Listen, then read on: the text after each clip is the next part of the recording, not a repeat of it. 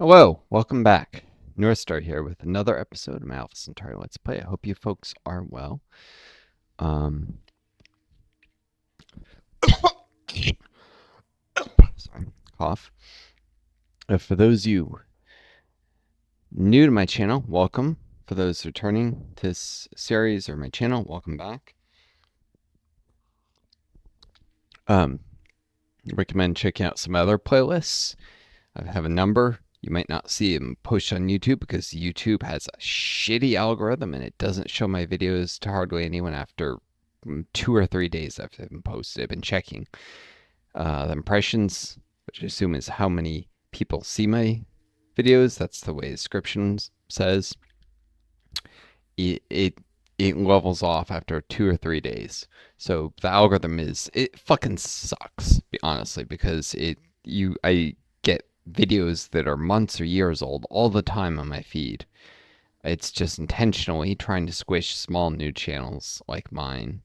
There's almost certainly something they figured out with profit motive, and it's more profitable to do that, and corporations will always do what's profitable rather than what's right or fair, because capitalism fucking sucks.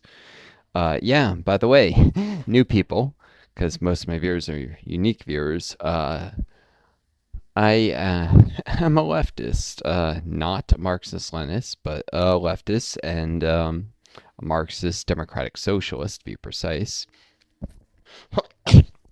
As Marx was right about a heck of a lot of things. Heck, Lenin was right about most of what he said, but he made one enormously important mistake that anyone who calls themselves Marxist-Leninist will unfortunately not realize was a mistake, and that is democratic centralism, which leads to one-party state, which led to almost all the things that went wrong in the Soviet Union. That was because it was a one-party state. Not a dictatorship, though people love to claim that. It was actually an oligarchy. There was the difference being, while both are undemocratic forms of government, oligarchies have a small ruling cadre of a couple dozen people. Dictatorships, one guy at the top. For most of Soviet history, it was a ruling council that was making decisions. Even in Stalin's era, it was actually a group of about 12 people who actually often overrode Stalin. Now, technically, these people were selected by the Supreme Soviet, who were selected by regional representatives, who were selected by local representatives, who were selected by workers. So technically, it was democratic, but because there was always a single political party, there was no one to hold the system accountable and make sure that the process actually worked the way it was supposed to. It was democratic and can organize candidates who opposed the one who the Communist Party endorsed. So you can design a system that's great in most aspects, but if you make one critical mistake with a brand new country, it can ruin the whole thing. It's really hard to generate the structure of a brand new government. Um, just as it's really hard to build a colony from scratch, even though somehow my colonists have managed it over the past 108 years and spread out to 14 bases, and I really need to establish new ones. I've been not aggressive enough about further expansion. The most important places are probably to split existing nutrient resources near World Food Program on the headquarters there. These bases produce far more nutrients than they need, but there's a definite use for those resources at a new base. So let's see.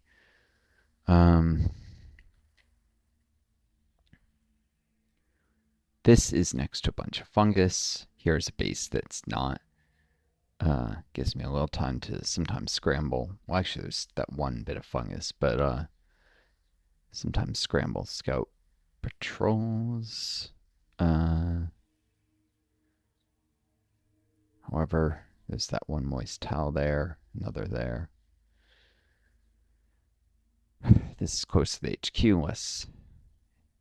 less inefficiency. Yeah.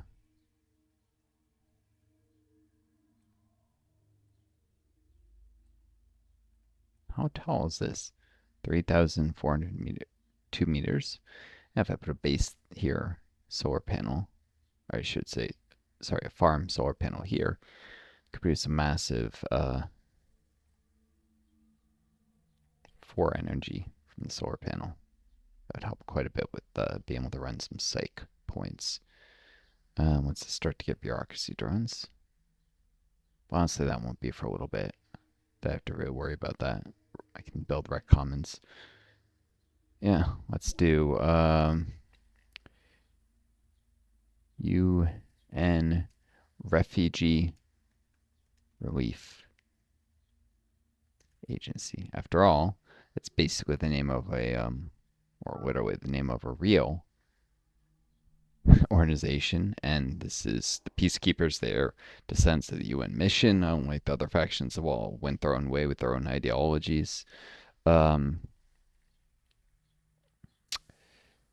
important, to provide help and assistance to refugees. And in our world, there's enough problem with countries always getting violent and blaming immigrants and refugees for all problems and turning them away. By violent, I don't mean just like literally like shooting, stabbing, beating people. Violence, as in the violence of language, of the violence of some symbolism that's meant to hurt people, symbolic violence, also structural violence, and the violence of denying people the ability to survive, turning them away when they have nowhere to go. And this isn't just people from the third world. Now the United States is starting to go fascist, and I would very much like to become a refugee to a European country because I do not feel I'm safe in my country for much longer. Give or take 2 or 3 years, there might be secret police coming for socialists like me. I mean, the FBI already exists and has acted as secret police in the past to a certain degree, and actually, J. Edgar Hoover cut his teeth on an organization that existed before the FBI, or at least he worked at them before the FBI. I have to check if he existed before. He was one of the first heads of the FBI, and Woodrow Wilson created secret police during World War One that was ruled unconstitutional and disbanded, but it existed. Wilson was an evil bastard and probably a Klansman. Remember the Ku Klux Klan? That is, it was alleged as much in newspapers at the time. So I'm not just pulling some fake news shit out of my ass. No, this is historical fact that he was accused of that multiple times. There's a lot of evidence to suggest that the claim is true. So, and I mention it because Klansmen, they're not just super racist. They have no respect for democracy. They're authoritarians in nature. So it shouldn't be surprising Wilson would do something so shady. But yeah, I'd like to be a refugee to any country in Europe that would have me, just to get out of this whole country. It's already a capitalist dystopia, really, with welfare systems coming more under attack. I'm disabled on COVID, and when I was previously close to maybe becoming a physician, which is far harder than it should be in the U.S. because we do not fund medical education, so you borrow massive student loans to even get through med school, and we have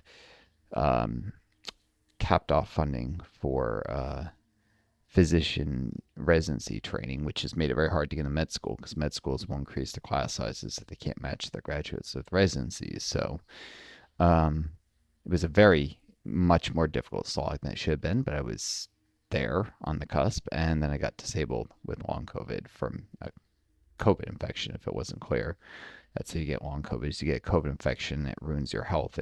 You never get better. Let's see. If I want to have a base work, this looks like this is the only really viable place on this rolling rainy tile. Or, no, wait, this tile here would also work. Flat and moist forest. I can build bases right over forests. Or I could clear it to get 5 minerals. It's actually potentially worthwhile. Although, to clear it, I think I'd have to build a farm or something with a farmer.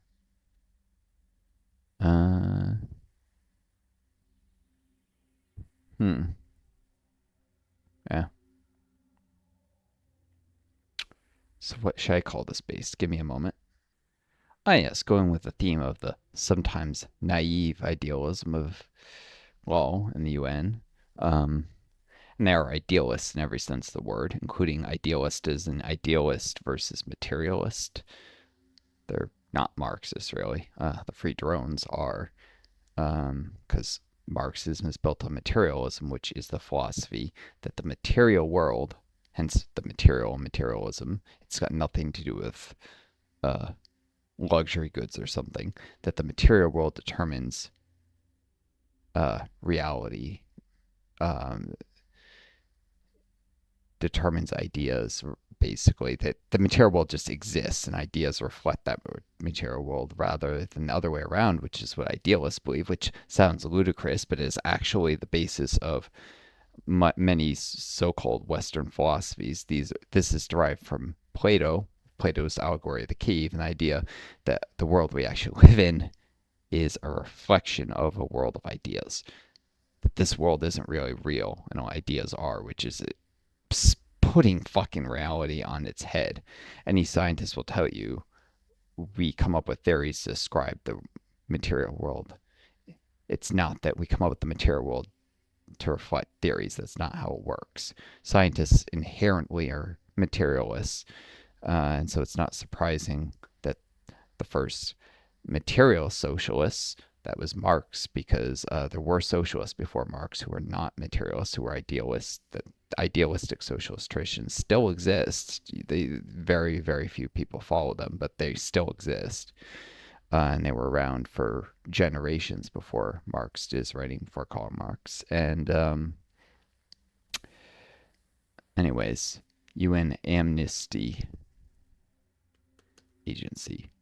Sometimes amnesty can be a bad idea, where you give it to war criminals, people like sometimes literal Nazis. After World War II, the U.S. protected a lot of them, while the CIA did. The State Department tried to hunt them down, and you see this continuing dynamic that occurred for decades. Sometimes hunting down people who fled to Latin America. The State Department's looking for them. The CIA is hiding them. The DEA also sometimes got involved in hiding them in Latin America because drug smugglers ended up very often working with Nazis who fled to like Argentina and Paraguay. Yeah, it's a thing. But and then you had Mossad trying to hunt them down. Israelis did a lot of evil shit, but one of the things that I do not blame them for is trying to hunt down Nazis who fled to Latin America. They were in the right about that. Generally speaking, I mean, it was vengeful, but these people were continuing to spread their ideology in Latin America, so they were doing immense harm to the world, and that ideology can also kind of migrate to America by way of the CIA, basically. And this is part of why we're seeing Trump's fascism, is because elements of Nazi influence. I mean, it's a unique American fascism that's being formed, but it is influenced by the Nazis and Mussolini. Request confirmation. Let's hurry this. I've got a bit of energy in reserve. One of the best things to invest energy in is formers, especially if I'm going to put a base here. I want to clear out some fungus and add some more farms around the site. If I have more formers, I don't need to stack them. I can just go one to tile. Save movement of not having multiple formers move in and then out of a tile. And pre-build improvements to the terrain before they're needed. I do a colony pod next because, yeah, there.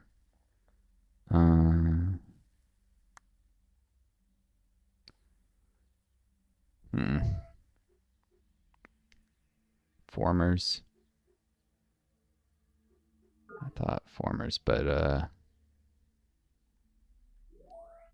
oh, that's quite a bit of nutrient surplus. But very little in the way of minerals. I'm gonna be working that, but I'm gonna have like one. Forest agency, civil rights. Oh, forest agency not only is growing faster, but it'll still be smart here. All right. Then colony pod. Request confirmation. I'm definitely in a hurry with this, so they can put as many minerals as possible into the colony pod, starting in 2 turns when I swap this to this. Work the farm mine instead of the condenser. After 5 turns, I'll be able to hurry the colony pod for 25 energy. And last but not least, Request confirmation. 23 energy for 9 minerals. The last one would have cost 2, so boom. And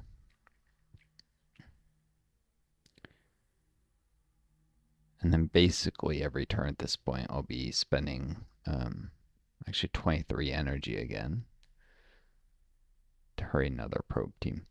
It's a lot of energy into probe teams, but yeah, want to know where the Spartans are, and I'll be attempting some probe actions. I think after the first one, each base, there's a chance of failure and losing the team. So if that's the case, I definitely want to use the cheaper teams. And even if the team is returned, have another one already in place to attempt stuff right away after. This is like stealing techs, causing drone riots, because drone riots not only freeze production on base, but they give a -1 morale to units supported by that base until the riots are over. So that's useful. Also assassinate scientific personnel to cause all accumulated lab points. I think for the whole faction to be lost, it could just be for the base. There's a few things you can do. Of course, stealing techs is the clear front runners, but that doesn't mean you shouldn't do the other things. It just means you need to build even more probe teams so you have additional ones to do other things. Suppose it competes for limited energy just as does hurrying production and upgrading units. So yeah. All right. But yeah, so idealism in the sense of like wanting a better world, idealism in the sense of being idealist, because Law is a liberal. Let's be clear, he's a liberal. He's not a Marxist or something. But, well, no, he's really not a liberal. That's not even true. Because he does want a fairly expansive government, hence the -1 efficiency bureaucracy. He's more of a social democrat, to be honest. I mean, some Marxists will call social democrats liberals, but it's just an insult at that point. Call them spicy liberals or whatever. It's bullshit. All right, yeah, Law is a social democrat, which is kind of a compromise between Marxist and liberal theories. Liberals, and specifically neoliberalism, is the version we have in today's world, because classical liberalism died in the 1800s, is about the government should protect the business interests and personal liberties. So you get this bullshit of economic and political freedom as if they're the same thing, which they're not. Political freedom is very important. Economic freedom for the very rich is bullshit, especially when it comes by denying economic freedom to almost everyone else by making them live hand to mouth. So any Marxists will tell you that, any democratic socialists will say the political freedom thing is just as important as economic freedom, whereas the Marxist-Leninists are willing to sacrifice political freedom to guarantee the success of their political projects. At least they think they're guaranteeing. In the long run, a one-party state is self-defeating. Yeah, it may seem quote stronger, and actually is stronger when trying to first secure revolutionary change to put a socialist project in power in the first place. But once you've achieved power, it starts to lead to corruption and to losing sight of the goals of the movement. And heck, many games that are honest about socialism in some way, even a little bit, like Hearthstone 4 is a little bit honest, but they're not a great source on it, and they're still fundamentally biased against it. They have with some of the alternate history past the Soviet Union ones that bring democracy back to the party and increase the power of the Supreme Soviet, even getting rid of the chairman of the Soviet Union having the country ruled by a council, which with a strengthening of electoral processes so that it's not as undemocratic. Of course, such a thing wouldn't last if you still only have one party. You really need multiple competing parties under a social system, otherwise it falls apart, as the Soviet Union did, and not for economic reasons. Their economy was actually quite good, despite the bullshit propaganda people hear, which is based on the fact that it was falling apart at the very end, which is true, but it was actually doing great.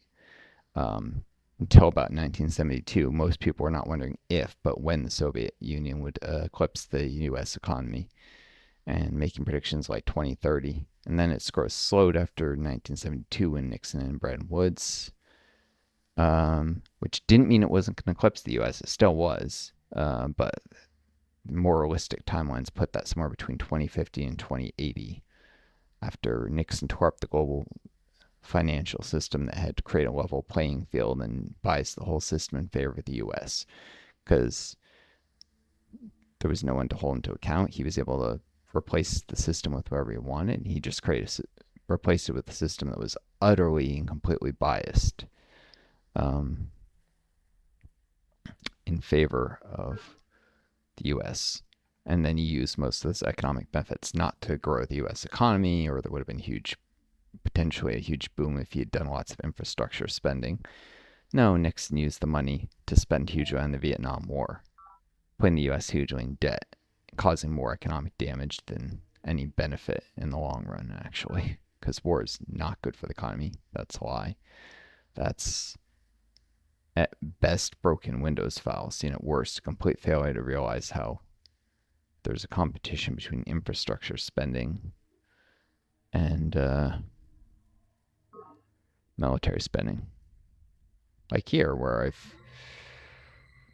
Mindworm attacks, rover falls back. So I've choked my economic growth. Same thing, another disengage. Guys are about to get the merchant exchange. Production complete.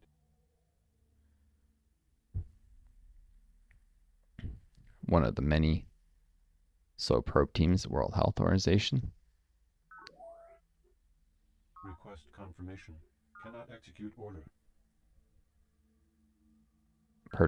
But that better be because it's still in the maintenance phase.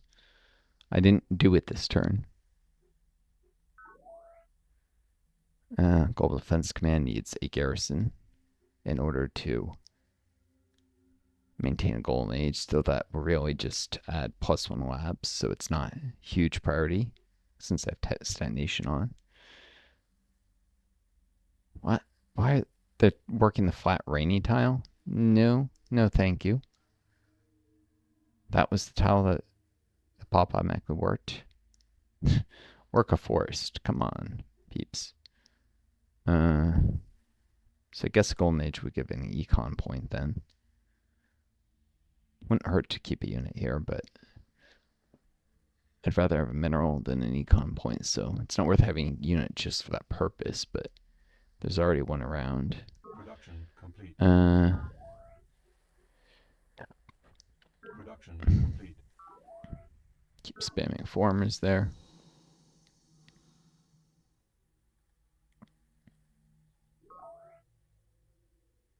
Okay, now, Request confirmation. there we go.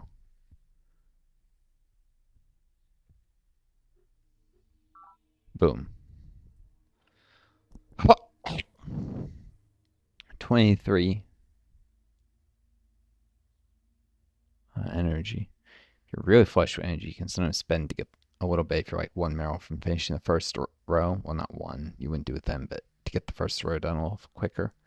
Because the cost of all the rows are higher when you haven't done the first row. And then the next turn, buy everything else. Speed up to you're really flush with energy or desperately need something.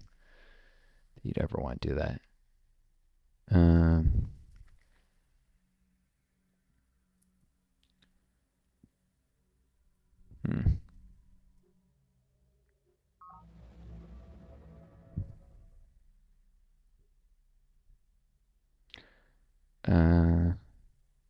Guess this is gonna have to go right to the coast, given that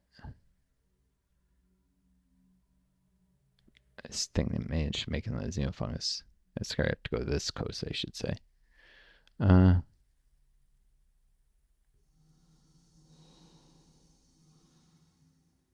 Some of the damage scouts so they can heal on oceans too, or at the monolith actually. That'd be.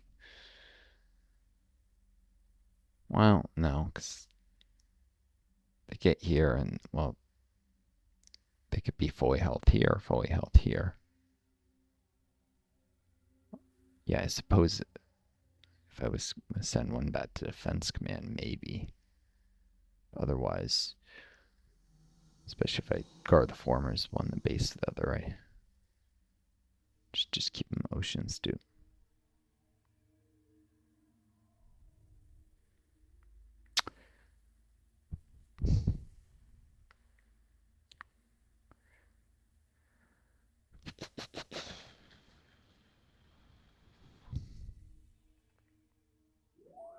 Suppose I lose effectively 20 to 30 nutrients, depending on how much the queue is done. If one of these bases gets a Mindworm attack, whereas I gain 1 energy a turn. If I keep a garrison defense command, I guess it depends on the chance of random Mindworm attacks, whether I'd want to defend oceans too. Well, and the survival odds of a lone scout patrol in a base. I guess those aren't great either. Yeah. So maybe I do put one of these as garrison defense command. The other guards the formers. Since the Mindworm attacks the formers, it would then go for the base, and that'd be twice as bad as something that just goes right for the base and is consumed, presumably by civilian defense militias getting their act together when they see that there's no one else to defend them against the Mindworms.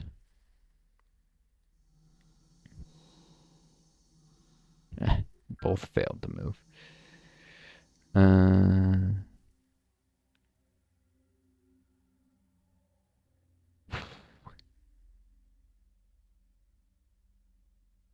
Alright, I'll take a risk because I'm trying to explore. Ah, there we go. Another pod. That paid off. I was worried about Mindworms. This Mindworm is all the way at 60% damage just from skirmishes with rovers. Interesting.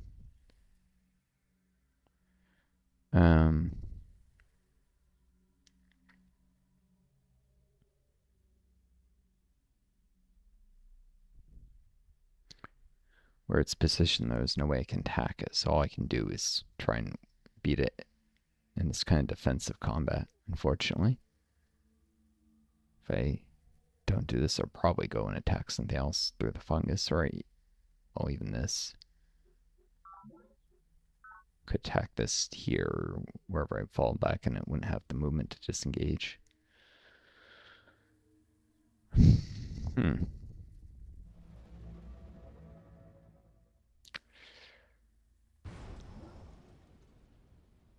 There we go. At this point, this thing's going away at 30% of its health.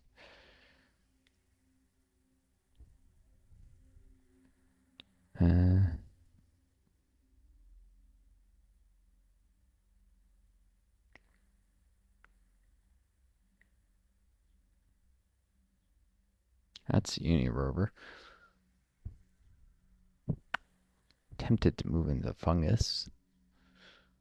I want to risk the unit actually dying. No, that's dumb. What am I saying?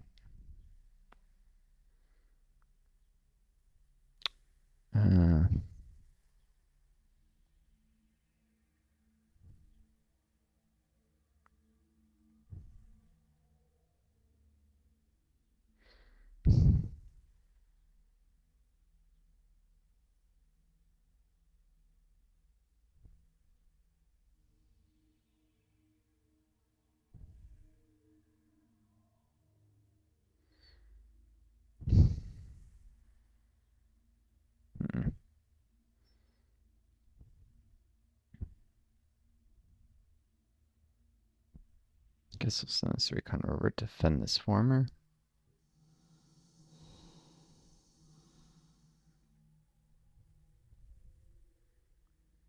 Yeah, guarantee it would be defending a former or base turn before Mindworm attack and not paying the support up until then, it would always be worth defending. It's just when you count the huge number of turns that your defenders just sit around idle doing nothing, that's why it's not cost effective to have garrisons just for Mindworms. Unless their police duties are providing enough benefit. It's just not really worth it just to have a golden age in base. At least not in the base game where you can't pop them with golden ages. But it is to prevent drone riots that allow you not to have to work a psych specialist to prevent drone riots anyhow.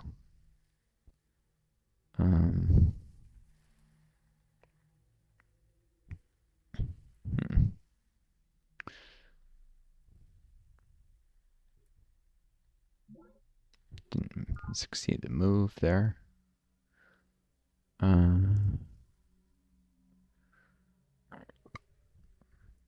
Excuse me.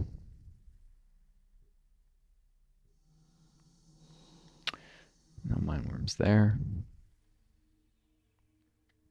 Keep hunting for him, I guess.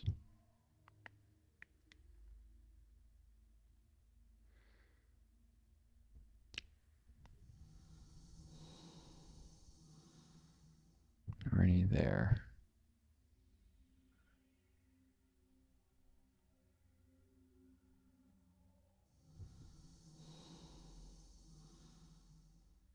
That was a fail.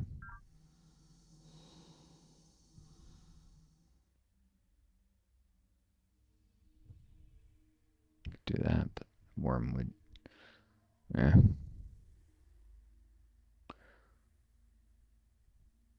Wait there.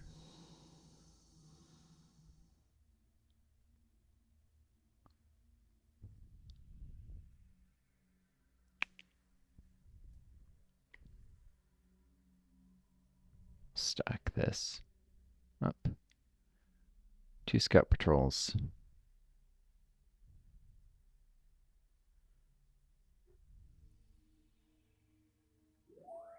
If anything, I'd rather lose the one at Mound Command.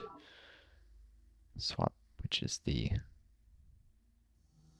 designated defender here.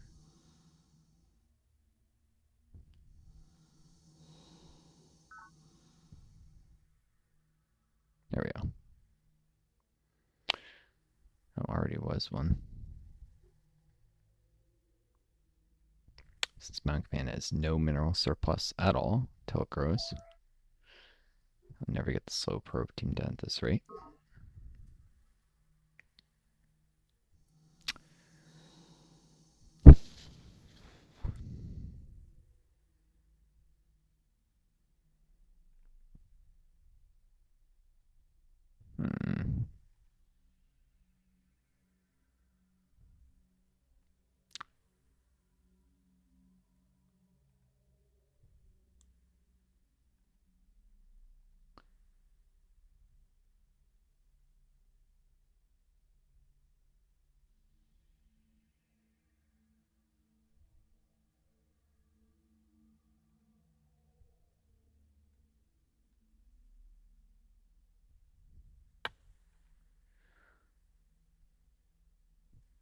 Load her up.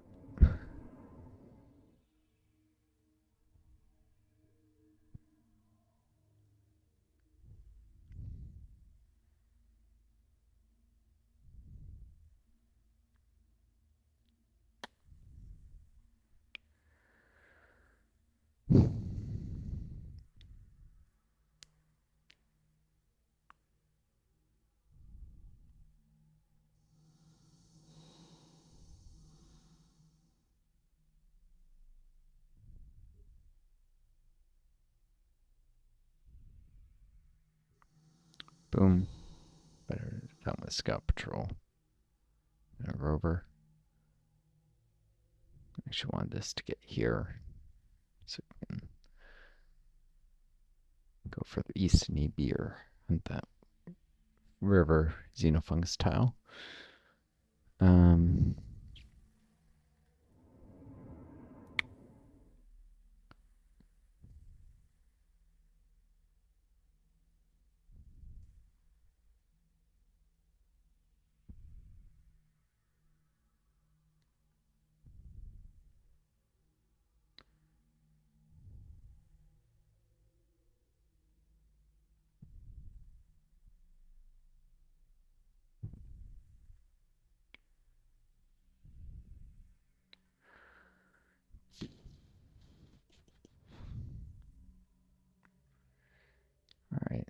Fungus is going to take a little while.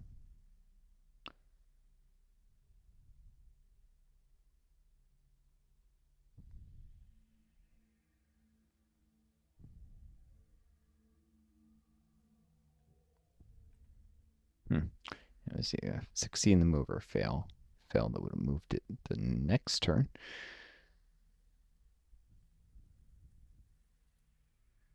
On it here when it's set 2. It's the next turn when formers are done.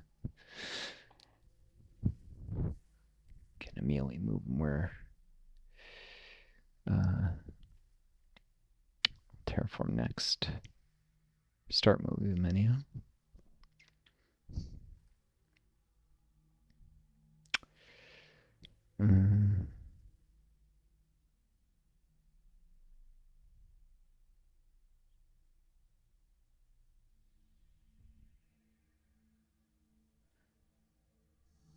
Move that there, and who knows, maybe the Mindworms will attack this instead, and I'll get experience. Nah, I'll go for the thing right next to mine being dumb. Third.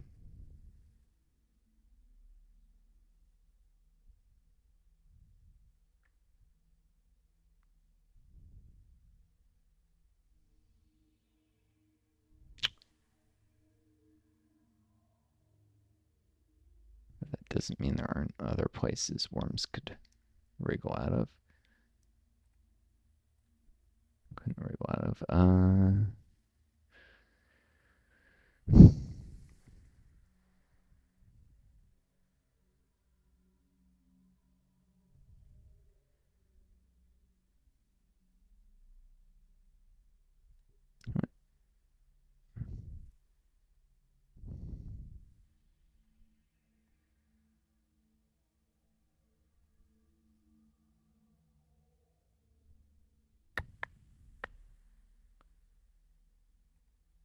Skip turn here.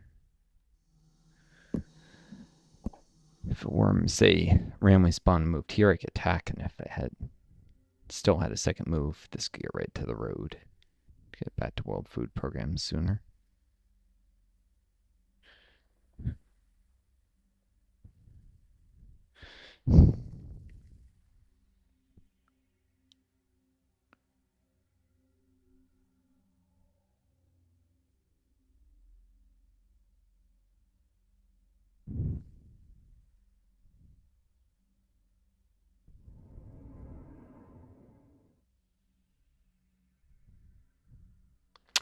All right, got a former here.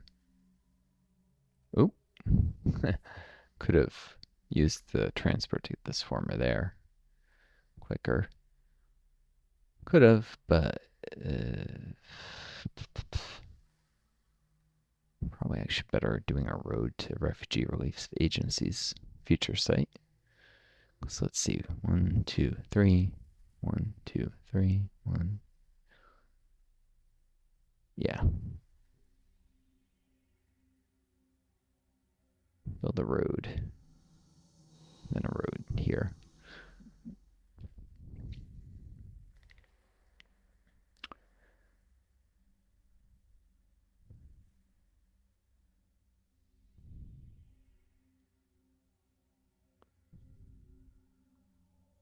I've been thinking of a base here, but this one can split the nutrient bonus, which is actually more important because nutrients are more efficient on smaller bases. Surplus nutrients, that is. Obviously, people got to eat no matter what. Hence, World Food Program, preventing hunger.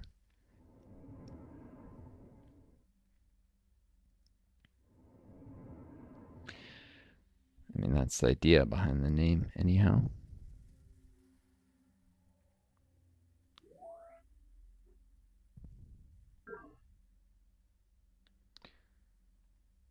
Farm, mine, condenser. This case to allow mine. Again, and eventually maybe get overrun by forest.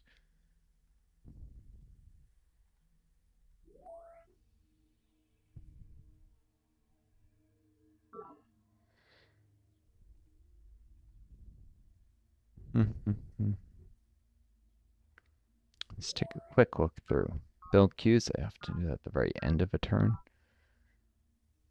Hydrology Council can rush a slow probe team and then get right to work on a former. Yes, please.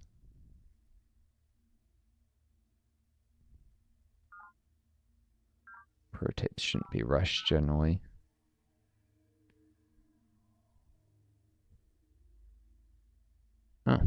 Ocean's Duke could do a transport foil.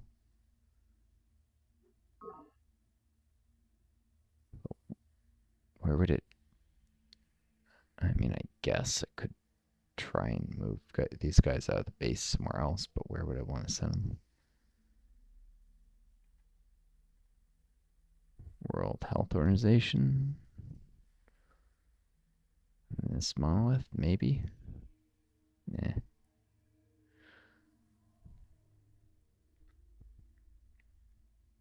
I suppose it wouldn't hurt to have a second transport to go back and forth here, though.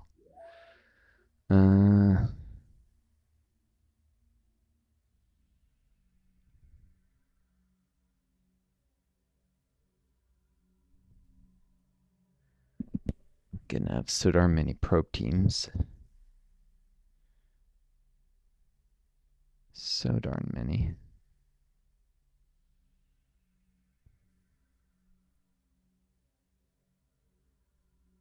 Let's have another one.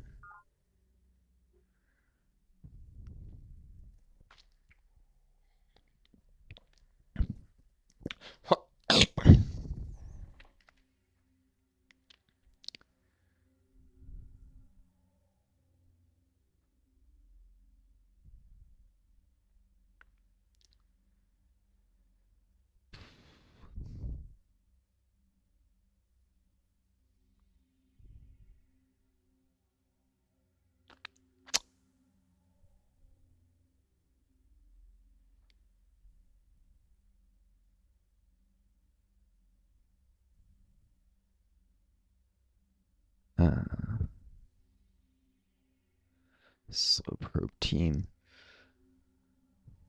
Sorry, give me a sec. I was thinking, what? Former.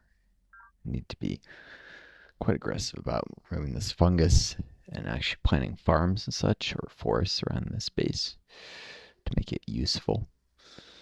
In which case this is worth it for more farm returns. Boom.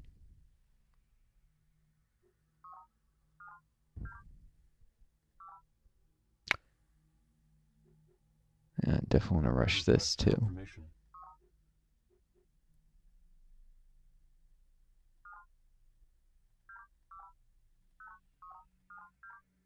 Alluvial Council is a colony pod in the works. Give me a sec to think of a base name. Here we go. Sorry, I need to make sure that was recording. UN Resettlement.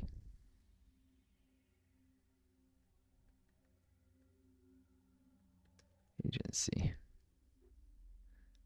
Because it's not enough just to, accept refugees, give people amnesty sometimes.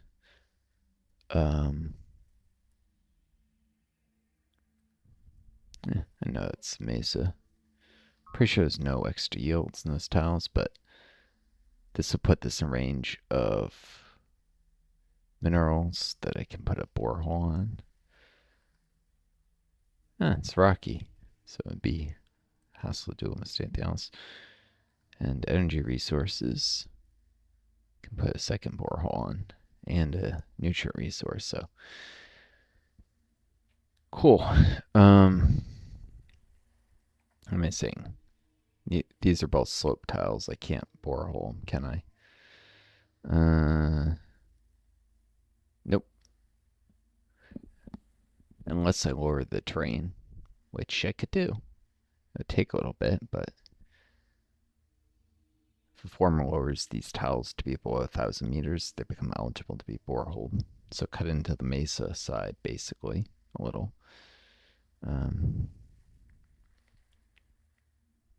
Yeah. If you want solar farms at high altitude, you obviously raise terrain, but if you want boreholes, often you'll lower it. Unless you want to, you can raise around the edges of something like this. That would allow,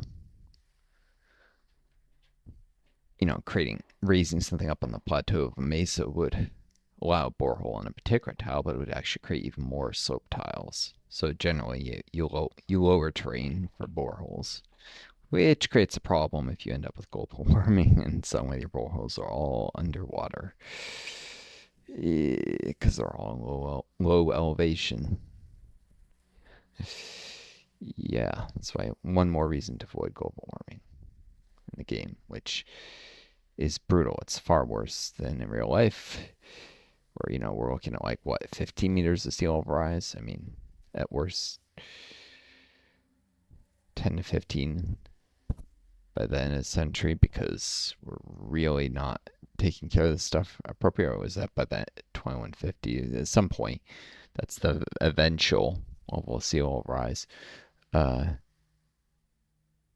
it's more like here would be underwater, very low lying areas, but you know, something like this, 874 meters, or back even this area, 494. Nope. But in the game, you can get thousands of meters of sea level rise. It's like, how is there that much water in the entire ice cap of this planet? It doesn't make sense. Maybe a couple hundred meters would be feasible at most. But you can submerge all the contents of Charon, I guess, as enormous polar ice caps, much bigger than Earth's, which maybe is how they've discovered it was a candidate for habitation, because ice caps that big would be very, very easy to see from like a great distance, and especially they're much taller and stuck up further, would catch more sunlight, since polar ice caps obviously are at the part of the planet that gets the least sunlight. And Charon is also a bigger planet than Earth. That's why its gravity is higher. It's only like 20 or 30% higher, which would mean only a slightly larger planet or slightly denser, but that helps too, I suppose. Still, the ice caps have to be enormous, much deeper than Earth's.